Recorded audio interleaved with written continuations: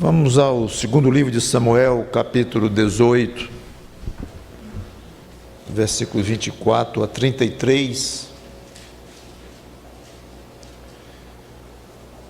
2 Samuel, capítulo 18, versículos 24 a 33. O título da pregação é Pai Maravilhoso, Filho Ruim. Nós vamos ler aqui o relato emocionante de um pai que chora amargamente a morte do filho. Antes de qualquer comentário, deixe-me dizer que o pai é o rei Davi e o filho é Absalão. Um pequeno pano de fundo quanto ao relacionamento entre esses dois. O rei Davi teve muitas mulheres, portanto filhos de várias mulheres, então ele tinha vários irmãos que eram irmãos apenas do pai, com mães diferentes. Aconteceu que um filho de Davi, chamado Amnon, se apaixonou por uma irmã de pai, só da parte do pai, com mães diferentes, chamada Tamar, sua meia-irmã, que era irmã de Absalão. E tanto foi que Amnon bolou um plano para forçar a irmã, forçou, violentou-a, estuprou-a e depois a desprezou. A reação de Absalão, irmão de pai e mãe de Tamar, é brutal. Ele planeja matar o irmão e para isso usa o próprio pai como uma isca. Ele convida o pai para uma festa que ele ia fazer e queria que o pai levasse todos os filhos, os irmãos dele. O pai não foi, o rei Davi, mas acabou tanto insistindo que mandasse os filhos, os irmãos dele próprio, que Davi concordou e foram então todos os irmãos de Absalão, os irmãos de pai e mãe, irmãos só de pai, para esta festa. E lá Absalão matou o irmão Amnon, o meio-irmão. A história é contada com muito drama, com muitos detalhes nas escrituras. Estou até pulando algumas partes muito interessantes, é só o resumo para que vocês entendam a pregação. Davi chora amargamente, óbvio, a morte do irmão, fica muito revoltado com o filho Absalão, que fugiu e ficou 3 anos longe de Israel. Davi ainda perseguiu o rapaz, o homem, e depois cessou de perseguir, mas não quis mais deixar que ele voltasse, e o general de Davi, Joabe, com muita dificuldade conseguiu, usando um artifício também curioso, mandando uma velha disfarçada falar com o rei Davi. A história é curiosíssima, mas o fato é que Joabe terminou conseguindo que o rei Davi autorizasse a volta do filho Absalão, do assassino, para Jerusalém.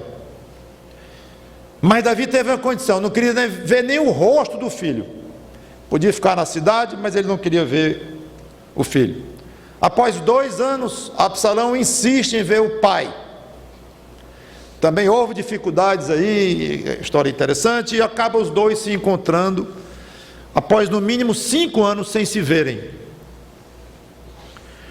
O natural seria que após essa crise profunda entre pai e filho, que eles teriam então um bom relacionamento, iriam tratar as mágoas um com o outro, as ofensas um com o outro, obviamente muito mais Absalão para com o pai, mas muitas vezes quando um filho se comporta desta forma, o pai tem muita culpa muitas vezes pela própria criação, educação.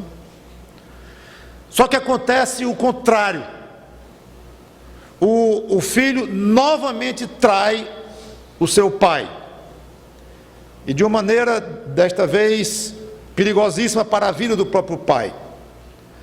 Absalão começa um longo trabalho de ganhar o coração do povo, a simpatia popular. Ele ficava na porta, lá no portão de Jerusalém, cidades eram muradas, e quando pessoas vinham ou saíam, tinha que passar por aquele portão, e ele conversava, e quando a pessoa vinha de outra cidade para trazer alguma queixa para o governo, e ele dizia: qual é o seu problema? Vou tentar resolver o seu problema, pena que você não tem ninguém para lhe ouvir. Então começou a minar o bem-querer que o povo tinha do pai Davi, que era um homem queridíssimo, um herói nacional.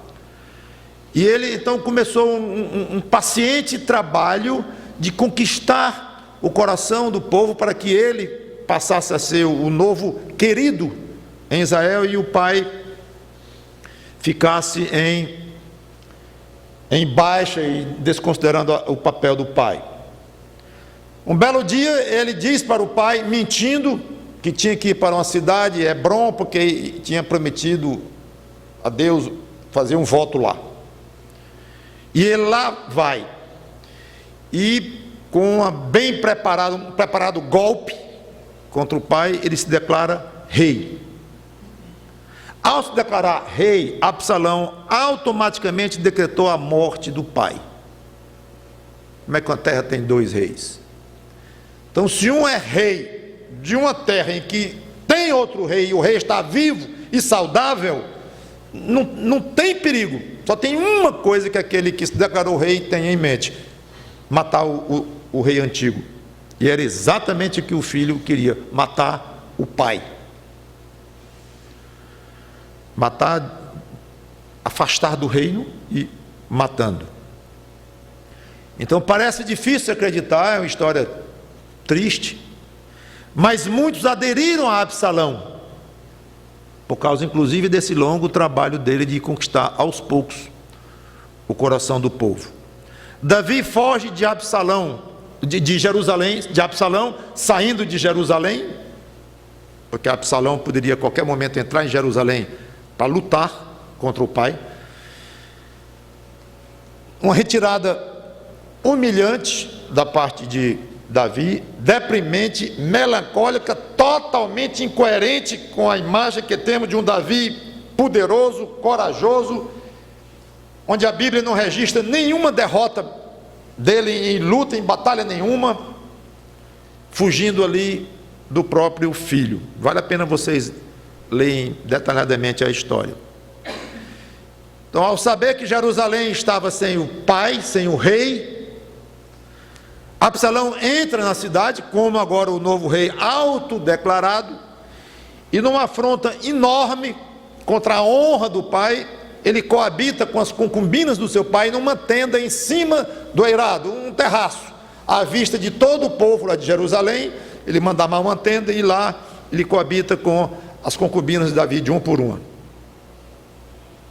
Uma ofensa que é difícil nós imaginarmos o tamanho para a honra de um rei fazer algo assim. Antes da batalha, porque Absalão, depois de estar em Jerusalém, ele vai em perseguição do pai, aonde o pai estava, localiza, e está iminente então o confronto entre os dois, posso dizer, exércitos, ou as duas forças, a de Davi, exército formal de Israel, e as forças rebeldes de Absalão. O rei quis ir à batalha, e os generais dele não deixaram absolutamente. Não, o senhor fica. Explicaram o porquê, é interessante a argumentação, e o rei concordou em ficar. Então despachou o seu exército para combater Absalão. Só que ele proibiu de matarem Absalão. Mais do que isso, ele quis que tratassem com brandura o jovem Absalão. Parece incrível. Então eu quero ler isso com vocês, antes de ler a minha passagem mesmo. Tudo isso aqui é para dar um pano de fundo para vocês compreenderem. Então, 2 Samuel, vamos a 18, versículo 5. Deu ordem o rei Joabe, o rei a Joabe, que era o seu general principal, a Abissai e a Itai, dizendo: tratai com brandura o jovem Absalão. Não é nem poupa a vida dele. Por amor de mim. Todo o povo ouviu quando o rei dava a ordem a todos os capitães acerca de Absalão. Vamos aos versículos 14 e 15. Bom, acontece que alguém, eu não quero ler todo o trecho, estou resumindo. Absalão tinha um cabelo muito grande, era famoso o cabelo dele, que era muito bonito, cortava uma vez por ano. O fato é que, talvez pouco tempo antes de cortar, se deu esta luta, porque ele ficou preso numa árvore. E o mulo dele, o cavalo onde ele ia, passou adiante e ele ficou pendurado pelos cabelos numa árvore. Como diz a Bíblia, entre o céu e a terra. Um soldado viu e avisou o general Joabe. Joabe repreendeu o soldado: por que você não o matou imediatamente? O soldado disse: porque eu não sou louco, estou dizendo com minhas palavras, de matar o filho do rei, logo, inclusive depois do rei ter dito ao senhor que era para poupar a vida do filho dele, inclusive tratá-lo com brandura. Eu lá ia fazer isto, mas eu tinha lhe dado um bom dinheiro. E o soldado disse: podia ter me dado uma fortuna, que eu não iria fazer isso. Aí Joabe disse: eu não vou perder tempo com você. Imediatamente dirigiu-se para a árvore onde estava Absalão e o matou com 3 lanças. Versículos 14 e 15. Então disse Joabe: não deve perder tempo assim contigo. Tomou 3 dardos e traspassou com eles o coração de Absalão, estando ele ainda vivo no meio do carvalho. Cercaram-no 10 jovens que levavam as armas de Joabe e feriram a Absalão e o mataram, ou podemos dizer, terminaram de matar. Agora vem a passagem que eu tomei como base para essa pregação, como eu anunciei no começo, ou seja, versículos 24 a 33. Davi estava sentado entre as 2 portas da entrada. Subiu a sentinela ao terraço da porta sobre o muro e, levantando os olhos, viu que um homem chegava correndo só. Gritou, pois, a sentinela e o disse ao rei. O rei o respondeu: se vem só, traz boas notícias. E vinha andando e chegando. Viu a sentinela outro homem que corria. Então gritou para a porta e disse: eis que vem outro homem correndo só. Então disse o rei: também este traz boas novas. Disse mais a sentinela: vejo o correr do primeiro, parece ser o correr de Aimaas, filho de Zadok. Então disse o rei: este homem é de bem e trará boas novas. Gritou Aimaas e disse ao rei: paz. Inclinou-se ao rei com o rosto em terra e disse: bendito seja o Senhor teu Deus, que nos entregou os homens que levantaram a mão contra o rei meu senhor. O rei não quis saber de outra coisa. Aqui no versículo 29, então perguntou o rei: vai bem o jovem Absalão? Respondeu Aimaas: vi um grande alvoroço, quando Joabe mandou o teu servo ao rei, porém não sei o que era. Disse o rei: ponte ao lado e espera aqui. Ele se pôs e esperou. Chegou o etíope e disse: boas novas ao rei meu senhor, hoje o Senhor te vingou do poder de todos os que se levantaram contra ti. O rei faz da mesma forma. Então disse o rei ao etíope: vai bem o jovem Absalão? Respondeu o etíope: sejam como os inimigos do rei meu senhor, e todos os que se levantam contra ti para o mal. Obviamente ele entendeu que Absalão estava morto. Então o rei, profundamente comovido, subiu à sala que estava por cima da porta e chorou. E andando dizia: meu filho Absalão, meu filho Absalão, quem te dera que eu morrera por ti, Absalão, meu filho. Vamos orar. Santo Deus, nosso bom Pai, abençoa-nos nesta pregação e dá-nos a entender que tipo de pai tu és, que tipo de filhos nós somos.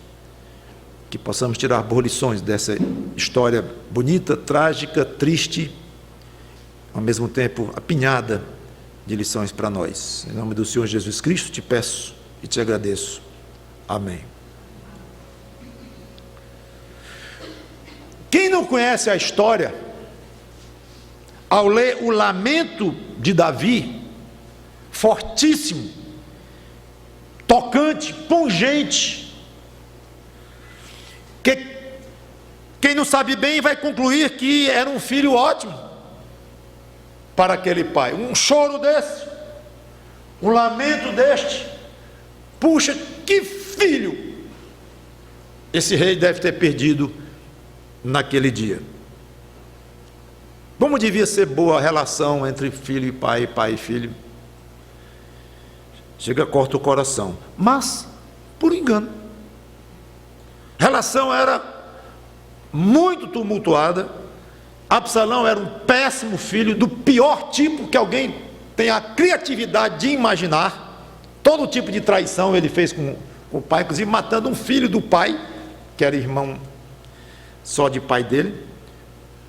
Vocês ouviram o resumo da história, fez de tudo, até o ponto de realmente perseguir o pai, a ponto de querer matá-lo para ele assumir o reinado do pai. Duas coisas ressaltam na história, obviamente. Primeira, o amor de Davi pelo seu filho, o carinho, a preocupação com o seu filho.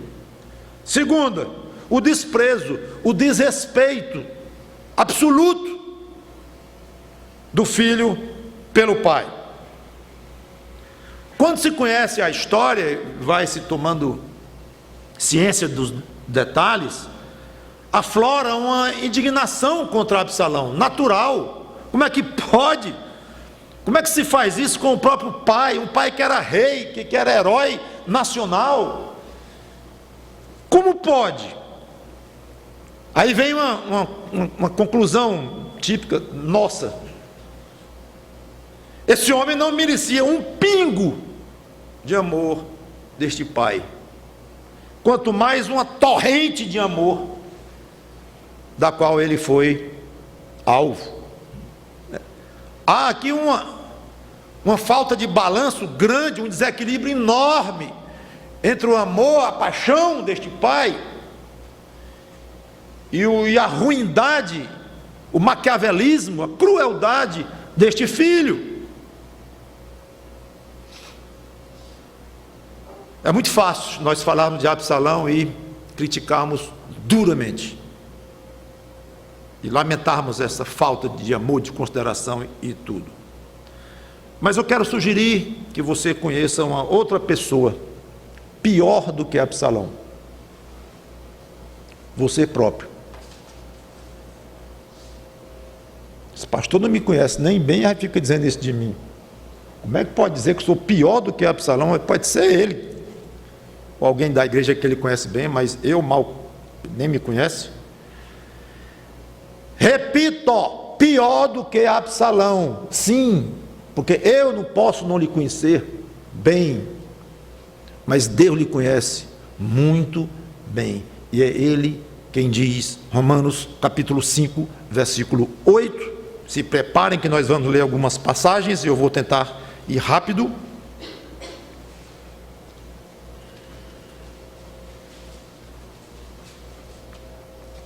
Romanos 5 e 8 diz assim: mas Deus prova o seu amor para conosco, pelo fato de ter Cristo morrido por nós, sendo nós ainda pecadores. Deus prova o seu amor para conosco, Deus Pai, evidentemente, porque ele está se referindo ao Filho quando fala em Cristo. As duas pessoas da Trindade estão referidas aqui. Então, Deus Pai prova o seu amor para conosco pelo fato de Deus Filho, Cristo, ter morrido por nós, sendo nós ainda pecadores. Os dois elementos que nós observamos na história de Davi e Absalão estão presentes aqui. Primeiro, o amor de um pai, no caso o Pai Celeste, o Pai Divino. A gente fica tocado como Davi chorou pela morte do filho, aliás, contra a vontade dele, porque por ele não apenas teriam poupado a vida de Absalão, como já falei, mas teriam tratado com muita candura aquela peça.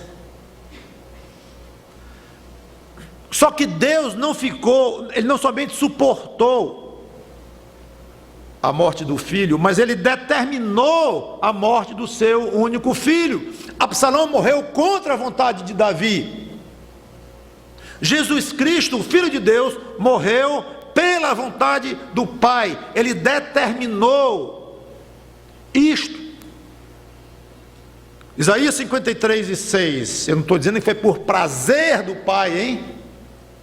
Não foi para alegria do Pai, para gozo do Pai. Eu disse que foi por determinação do Pai. Isaías capítulo 53, versículo 6, diz: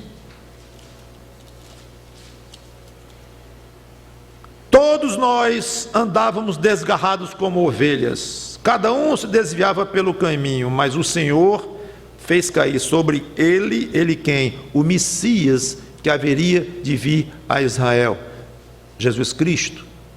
7 ou 8 séculos antes de Cristo é feita essa profecia aqui. O Senhor fez cair sobre ele, fez cair a iniquidade de nós todos. Romanos 8:32. Romanos 8:32.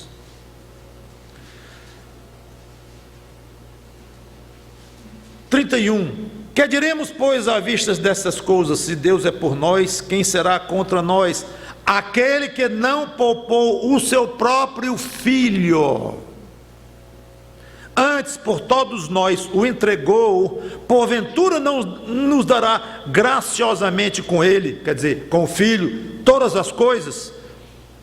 Claríssimo, ele não poupou o próprio filho. Muitas passagens falam disto. O motivo, por que que Deus fez isso com o seu próprio filho? Vocês conhecem João 3,16?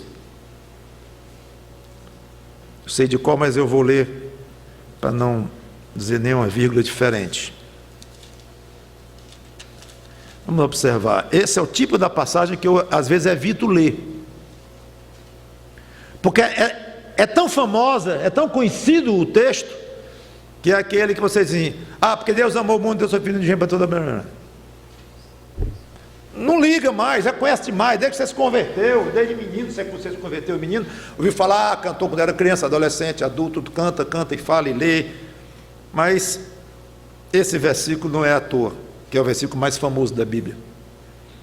Porque Deus amou ao mundo de tal maneira que deu seu Filho unigênito, entregou o seu Filho unigênito, para que todo o que nele crê não pereça, mas tenha a vida eterna. Porque Deus fez isso com seu Filho, entregou para morrer, por amor aos homens, amou o mundo, de maneira especial àqueles que nele creem. Aqui tem dois grupos de pessoas, um menor do que o outro, o maior, e dentro do maior, o menor. Não sei se você percebeu isso. O grupo grande é o mundo, os seres humanos, não são as árvores, os rios, as florestas, não, são pessoas, seres humanos. Deus amou o mundo de tal maneira que deu seu Filho unigênito, para que todo o que nele crê, grupo menor. Dentro do mundo, dentro da humanidade, há um grupo menor dos que creem no Filho de Deus. São esses que creem que não pereça, mas tenha a vida eterna, que entram nesta condição. Então há um amor de Deus pelo mundo inteiro, e um amor eletivo de Deus, um amor especial de Deus sobre aqueles que iriam crer.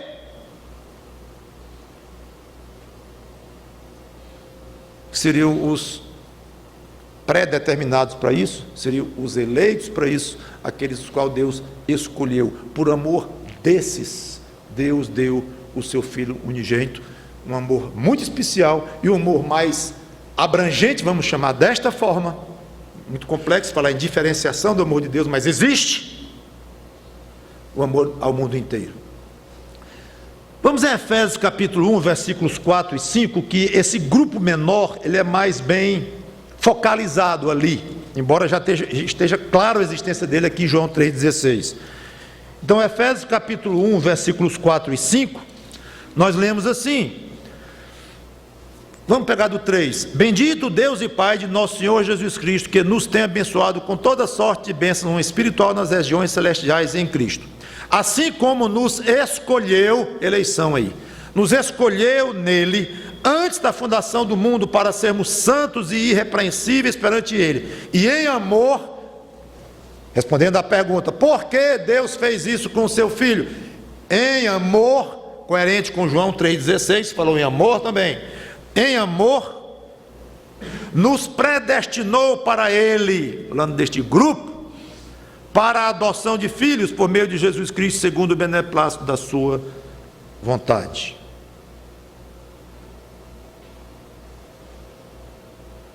Eu quero deixar claro também que é um amor que Deus derrama através da sua graça.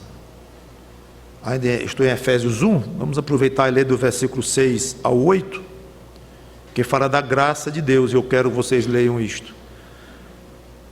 Segundo o beneplácito da sua vontade, eu terminei de ler no versículo 5, estou emendando aqui do 6 ao 8, para louvor da glória de sua graça, que ele nos concedeu gratuitamente no amado, o amado aqui é Cristo, no qual temos a redenção pelo seu sangue, a remissão dos pecados, segundo a riqueza da sua graça, que Deus derramou abundantemente sobre nós, em toda sabedoria e prudência, e continua a passagem. Deus amou o mundo de uma maneira mais especial, amou aqueles que Ele escolheu para crerem no seu Filho Jesus Cristo. E por que este amor? Como se explica este amor de Deus por essas pessoas pecadoras? Por quê? Graça.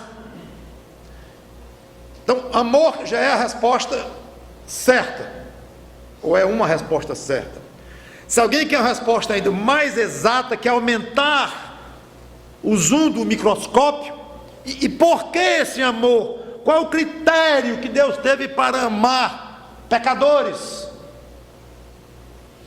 Em vez de você dizer não sei, diga assim, a graça de Deus. Resposta altamente correta, bíblica.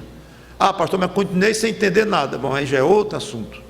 Mas a resposta bíblica é esta. Foi por amor que ele fez isso. Um amor que se explica, ou cujo critério é a graça de Deus, que é um favor imerecido. É querer ajudar alguém que não merece. De uma maneira muito simplória, esse é o resumo de graça. Então, vemos rapidamente que o amor de Davi por Absalão é pequeno, é mínimo, é insignificante comparado com o amor de Deus Pai por seus filhos. E foi um amor que ele provou. Deus prova o seu amor para conosco, Romanos 5:8. Então, ele provou um amor sofrido, dizendo de outra forma. A prova que ele deu do seu amor exigiu dele sofrimento, do pai, exigiu do filho sofrimento. Ao mesmo tempo em que foi da vontade de Deus dar o seu filho, foi por determinação dele, como eu comentei, e logo disse, não estou dizendo que foi pelo prazer, pela alegria ou pelo gozo de Deus, não. Se havia alguma alegria nisso, algum elemento de alegria, era porque através da morte do seu filho, que ele iria ressuscitar 3 dias depois, ele iria então poder salvar todos aqueles que ele tinha escolhido.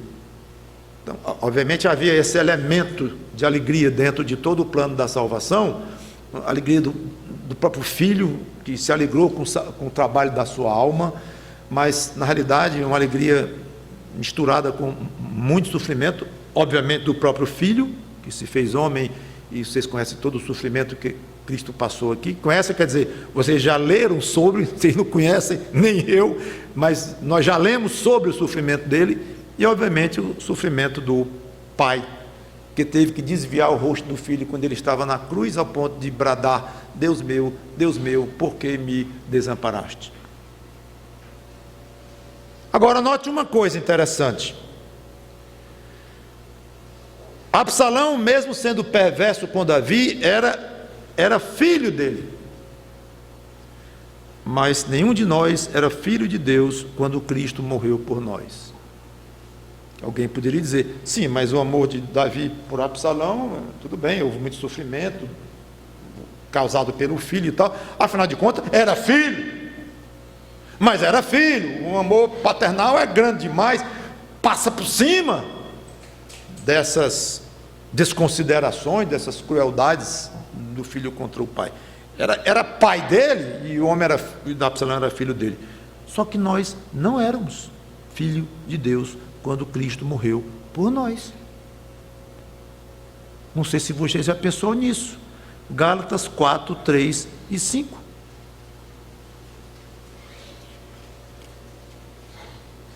Diz assim em Gálatas 4, 3 e 5. Assim também, quando éramos menores, estávamos servilmente sujeitos aos rudimentos do mundo. Vindo, porém,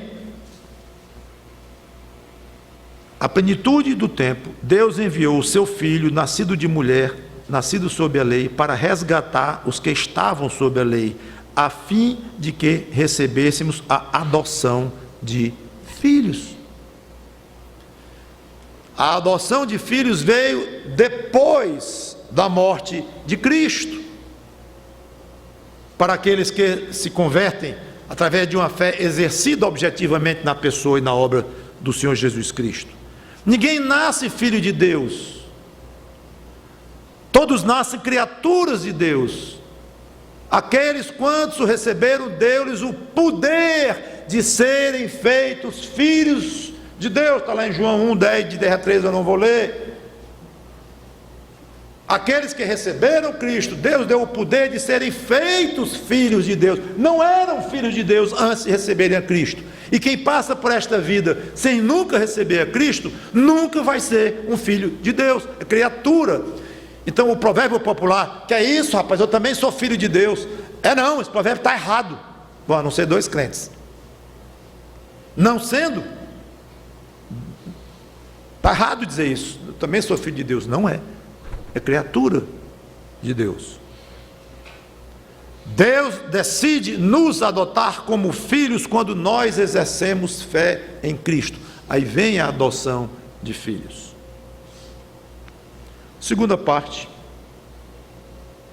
a segunda observação, sendo a primeira o amor do pai, no primeiro caso Davi para com Absalão, no segundo caso do Pai Celeste, para com relação àqueles que ele escolheu e que viriam a se tornar seus filhos, é o imerecimento nosso em receber tanto amor.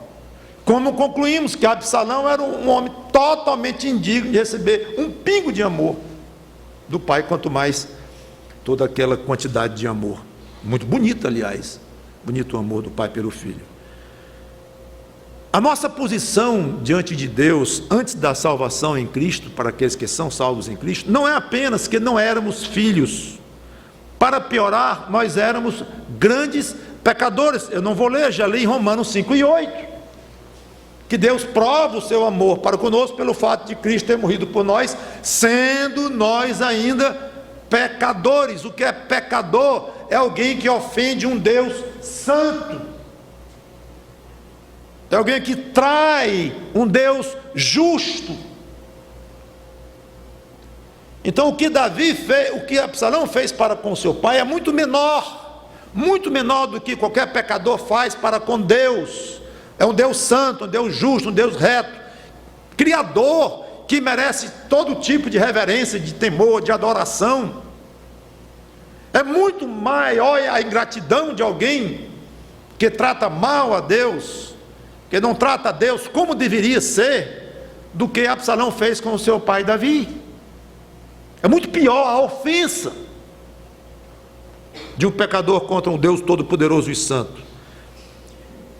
E sendo pecadores, ainda há algo pior, não é pior, mas uma consequência de sermos pecadores. Romanos 5 e 10, posso chegar lá só, já cheguei, que diz assim, porque, Romanos 5 e 10, se nós, quando inimigos, fomos reconciliados com Deus mediante a morte de seu Filho, muito mais, estando já reconciliados, seremos salvos pela sua vida. Ou seja, Deus amou inimigos. E mesmo assim, a salvação em Cristo foi gratuitamente oferecida. Não posso deixar de ler a clássica passagem de Efésios capítulo 2, que aquela é outra daquelas que a gente tende a desligar de tão conhecida que é, mas eu quero ler. Efésios 2, 8 e 10. Porque pela graça sois salvos, mediante a fé. Isso não vem de vós, é dom, é um presente de Deus. Não de obras, quer dizer, não é salvo de obras, para que ninguém se glorie, eu fiz isso, eu fiz aquilo. Não, não, não. Pois somos feitura dele, criados em Cristo Jesus para as boas obras, as quais Deus de antemão preparou para que andássemos nela. A salvação é de graça. Deus não tinha nenhum motivo, muito menos obrigação, para nos amar, nos oferecer a salvação. Ao contrário, Ele tinha motivos para nos deixar perecer no inferno, que é o destino de todo aquele que nasceu neste mundo, independente da nação, do local, nasceu, está destinado ao inferno, porque vem com o pecado dentro de si, e a pessoa não tem outro jeito, outro rumo, outro caminho, senão pecar, pecar e pecar. Você vê uma criança de 1 ano, 2 anos de idade, já começa a mostrar pecado dentro dela. Exceção, isso é polêmico, dá só uma opinião minha, crianças que morrem antes de desenvolver uma idade de prestar algum tipo de contas diante de Deus, creio eu que são salvas pelo sangue de Cristo. Não é que não tem pecado dentro. Acho eu, porque ele diz que das crianças é o reino dos céus, acho eu que o sangue de Cristo lava aquelas crianças que não tiveram oportunidade de um arrependimento pessoal diante de Deus. Mas, estou dizendo, o sangue de Cristo lava os pecados delas. Alguns acham que não, são mais fortes do que eu próprio na minha maneira de ver, achando que as crianças que morrem sem Cristo vão para o inferno. Sim, porque não se arrependeram, a salvação é pelo arrependimento. Então há uma polêmica aí que eu obviamente não vou trazer aqui, mas como eu disse que todo aquele que nasce está destinado ao inferno, eu quero só observar esse detalhe. Aliás, está destinado, mas eles, no caso de crianças, pela minha compreensão, escapam do inferno, mas pela interferência, pela ação da morte de Cristo, que derramou o seu sangue pelos pecadores que viessem a se arrepender, ou nessa opção de alguém que não tem a mínima condição mental, uma criança pelo menos, não vou falar nem dos adultos que não têm condições, mas das crianças que morreram neste estado.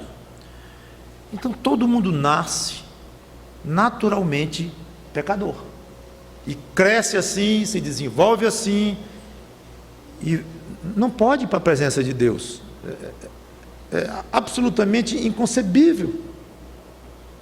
Imagine você indo para o céu, do jeitinho que você está, só bota uma roupa mais branca e pega um jeito melhor, fica mais bonito, um manto de linho, e chega no céu, mas do jeitinho que você é, com a sua mente, com seus pensamentos. Olha, eu não sei, mas se for assim, o céu já era. Eu vou estragar o céu totalmente. Não tenho a menor condição de eu pensar, estar na presença de um Deus Santo, da maneira como eu sou hoje, com os pensamentos que eu sei, que eu tenho, com o coração que eu sei, que eu tenho. O céu vai ser, a partir daquele dia, diferente. E eu tenho a impressão que com você também. Agora vamos botar milhões de nós juntos, bilhões de nós juntos, Não tem sentido. Deus não pode conviver, não pode comungar com o pecado, mancha a presença dele, o ser dele, ofende, fere. Então o normal para alguém que nasce é ir para o inferno, porque ele já vem com o pecado dentro que ele cometeu juntamente em Adão. Deus não tinha obrigação nenhuma de salvar ninguém. O ser humano peca contra Deus, a consciência acusa. Não, mas eu não tinha muita educação cristã e tal, mas não tinha. Romanos 2 ensina que nós temos uma lei gravada dentro do coração. O ser humano, o índio, tem, o esquimó, um selvagem, tem dentro do seu coração uma lei. Obviamente não tem gravado no coração o evangelho, com toda a história, os detalhes que nós conhecemos pela revelação escrita da palavra de Deus, claro que não, mas o homem tem dentro de si a ideia, a noção do bem ou mal. Por quê que é mal você bater no irmãozinho? Por que é mal você mentir? Por quê? De onde vem isto? Da explosão do Big Bang, de onde veio o universo inteiro, que tudo nasceu de uma ameba? Foi colocado dentro da consciência humana a questão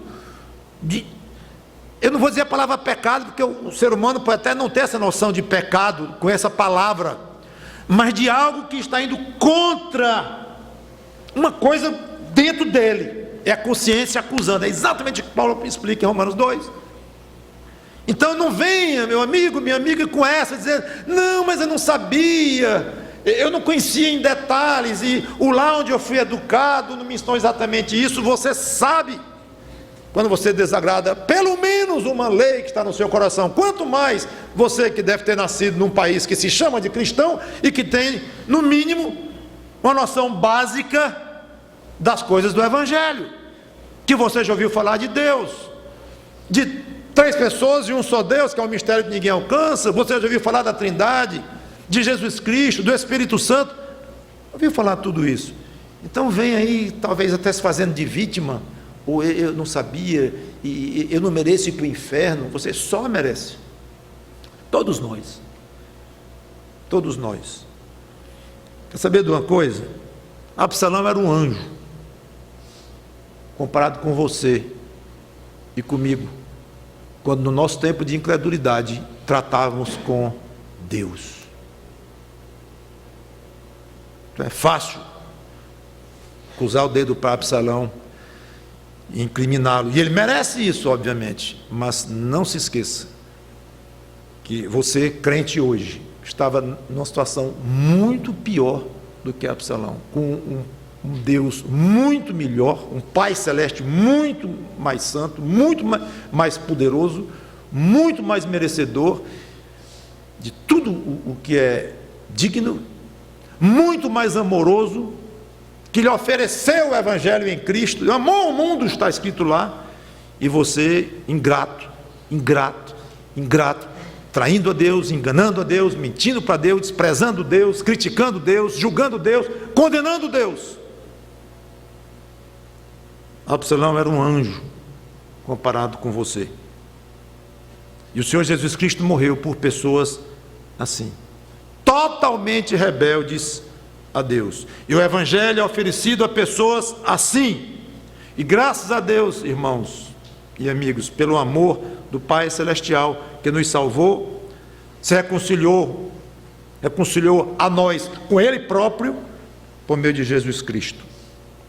E eu quero encerrar dizendo o seguinte: mesmo já crentes e filhos de Deus, filhos deste Pai maravilhoso, ainda temos a infelicidade de pecar contra Ele e lhe provocar grande desgosto. Já salvos em Cristo, a situação da vida eterna resolvida, filhos adotivos de Deus, mas ainda com a terrível capacidade de ofender a Deus, com pecados que não mais nos levarão para o inferno, porque já foram perdoados por Cristo quando nós nos convertemos a Ele, mas com certeza pecados que causam a Cristo a necessidade de estar diante do Pai, intercedendo por nós, advogando por nós no céu continuamente, para nos manter salvos. Pecados que desonram a Deus, pecados que ofendem a Deus. Eu vou ler uma passagem muito forte, e logo depois eu encerro, dirigida a Israel. Então o contexto não é o crente hoje ou a igreja, mas é Israel. Mas o princípio é absolutamente o mesmo princípio de hoje. Deus odeia uma adoração externa hipócrita, da boca para fora. E aqui temos que considerar uma terceira classe de pessoas. Falei de pessoas não salvas, que precisam desesperadamente da salvação em Cristo para escaparem do inferno. Falei de pessoas salvas, que já entregaram as suas vidas a Cristo, mesmo assim ainda pecam, infelizmente. Mas sempre, quando falamos desses dois grupos, tem um terceiro grupo que na realidade pertence a um dos dois, mas esse grupo é cinza. E eu, quanto mais leio pregadores do passado, até de séculos atrás, eu vejo como eles se preocupavam com esse grupo que se dizia cristão, que frequentava igrejas, muitos inclusive pastores, ministros do Evangelho, que não conheciam a salvação em Cristo. O famoso Jonathan Edwards foi expulso da igreja dele em 1740 e tantos, 50, porque ele não aceitou continuar como o avô dele, um homem respeitadíssimo, querido, tinha instituído na igreja, ou seja, que a pessoa poderia ser membro da igreja sem ser crente, sem ter, a palavra não era crente, mas que passou por uma experiência de salvação, e exercer uma fé pessoal em Cristo. O problema era tão grave nessa época nos Estados Unidos, que chegavam ao ponto de achar que não tinha problema alguém ser ministro, pastor. O grande pregador George Whitefield teve casos em que ele pregava o Evangelho e pastores antigos viriam para ele em lágrimas, dizendo: eu não sou salvo, eu não sou mentiroso, eu não finjo para ninguém, sou um homem sério e tenho tentado pregar a Bíblia o mais seriamente que eu pude, Deus conhece meu coração, eu não sou um falso mestre, no sentido que eu estou ensinando ou passando uma coisa que não sou, mas com essa pregação caiu uma coisa dos meus olhos e eu estou vendo, eu não tenho uma experiência pessoal de salvação em Cristo. Teve um senhor lá que chorava que não podia conversar com ele, de tamanho era os soluços dele. Então essa é uma classe de pessoas, cada vez eu me convenço mais disso, a quem os pregadores precisam ter cuidado para mostrar para essas pessoas o perigo que elas correm. O perigo que elas, não é denunciá-las, bater nelas, mas dizer: cuidado, meu amigo, cuidado, minha amiga.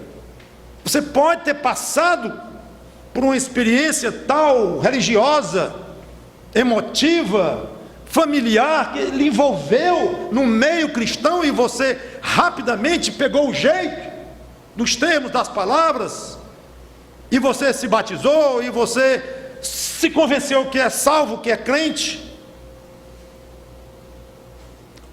Como eu acabei de comentar, não de maneira hipócrita, proposital, para enganar as pessoas, não.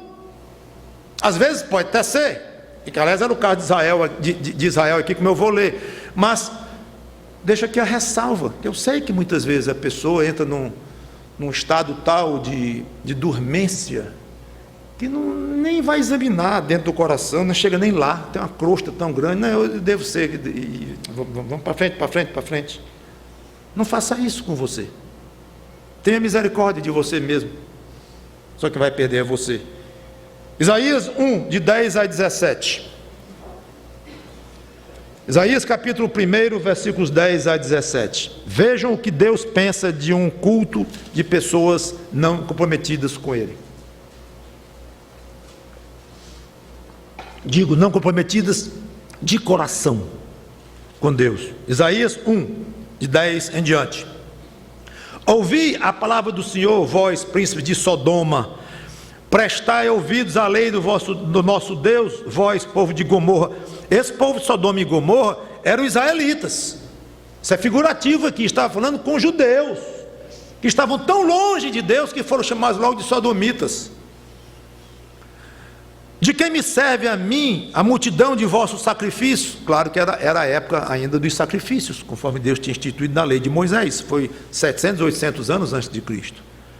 Estou farto dos holocaustos e da gordura de animais cevados, e não me agrado do sangue de novilhos, nem de cordeiros, nem de bodes. Quando vindes para comparecer perante mim, quem vos requereu o só pisardes os meus átrios? Não continueis a trazer ofertas vãs.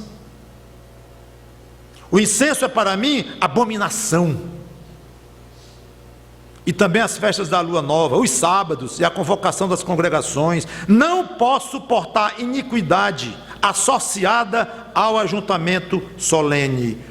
Eu não quero um culto a mim, feito por pessoas que vivem longe de mim, na iniquidade.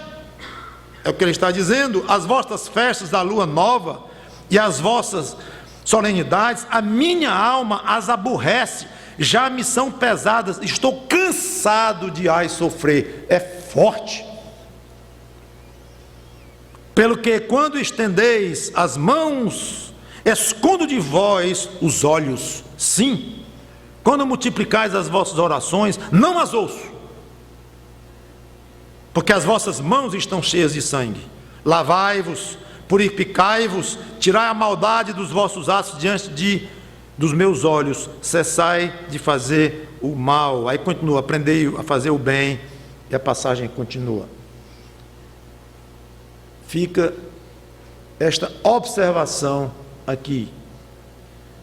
Cuidado com você sendo crente, ou se chamando de um filho de Deus, os caminhos que você tem praticado diante deste Pai. Não é porque você é filho de Deus, sabe que é filho de Deus, tem paz no coração que é filho de Deus, que agora você vai relaxar como um filho de alguém importante, de autoridade. Causa tanto constrangimento muitas vezes a essas autoridades, porque se comportam de uma maneira péssima. Mas sou filho do fulano, é até ruim dizer. Já imaginaram alguém poder ouvir do próprio Pai Celeste: não diga que é meu filho, não, por favor. Então é isso que eu quero dizer. O fato de você ser filho não lhe libera da altíssima responsabilidade de viver uma vida de acordo com os padrões deste Pai. Não abuse do amor de Deus por você. Não seja um crente Absalão. Não seja um crente Absalão. Um crente que só dá tristeza ao Pai, que trai o Pai, que não é digno do nome do Pai. Seja um crente digno do nome do nosso Pai Celeste. Dê alegrias a esse Pai. Pecou, corra aos pés dele. Trate isso com ele. Fale com o Senhor Jesus Cristo. Ajuda-me. Me perdoa mais uma vez. Esse perdoa mais uma vez agora no sentido de pecados cometidos ao longo da vida. Não que precisamos pecar, pedir perdão para a salvação toda vez que pecamos. Não, isso é incluído na conversão. Mas tratar com Deus, tratar e se arrepender daquele pecado específico é fundamental para a nossa relação com o nosso Pai.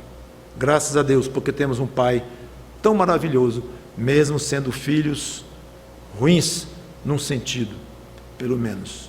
Então nós só somos filhos ruins? Não, eu não vou incluir na pregação. A ênfase que eu queria dar era na possibilidade de sermos filhos ruins e relaxarmos no nosso cuidado com o nosso Pai e nos tornarmos filhos ruins. Mas obviamente o outro lado outro aspecto da vida cristã, são filhos que levam a sério a vida cristã, levam a sério terem um Pai Celeste, terem o Espírito que habita dentro de si próprio e darem alegria a este Pai. Sempre vai ser uma alegria misturada com os nossos pecados, infelizmente, mas levando a sério, odiando esses pecados, querendo não pecar mais e dia após dia valorizando cada vez mais o fato de ser filho desse Pai, até um dia chegarmos na glória e sermos finalmente abençoados com a erradicação total de qualquer resquício de uma natureza pecadora, de carne, de alguma coisa que nos leve ao pecado. Quanto a você, amigo, cuide, porque você precisa se tornar um filho de Deus pela fé em Jesus Cristo.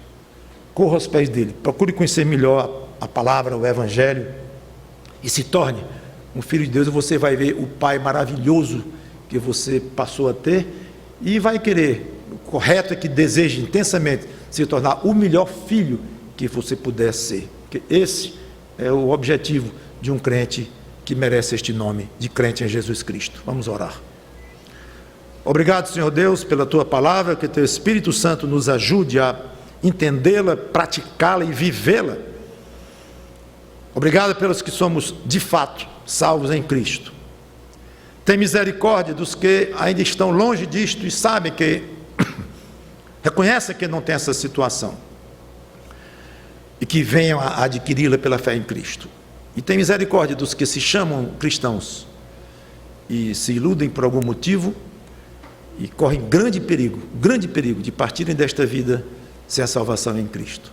De qualquer forma, em todos esses casos, honra a si mesmo, a ti mesmo, honra ao teu Filho Jesus Cristo com tudo isto. Em nome dele te pedimos e agradecemos.